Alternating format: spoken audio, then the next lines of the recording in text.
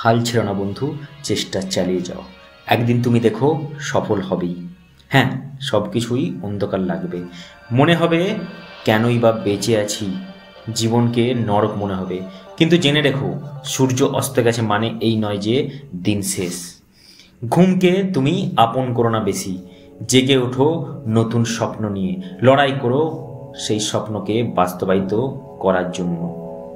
তোমরা আলী আকবর খানের নাম শুনেছো নিশ্চয়ই। সঙ্গীতে তাকে পারদর্শী করার জন্য তার বাবা তাকে একটা ঘরে বন্দি বানিয়ে রাখতেন, যাতে তার সাধনার যেন ব্যাঘাত না ঘটে। আর তাই আমরা তাকে একজন শ্রেষ্ঠ ওস্তাদ হিসাবে পেয়েছি। তাই পথে বাধা আসবেই, কিন্তু ভেঙে পড়ো না। জীবনকে একটা যুদ্ধ বলে মনে করো, আর এটা তোমার লড়াই। কাউকে পাশে না পেলেও নিজেকেই বন্ধু বলে মনে করে এগিয়ে যাও। সফলতা একদিন আসবেই তোমার কাছে।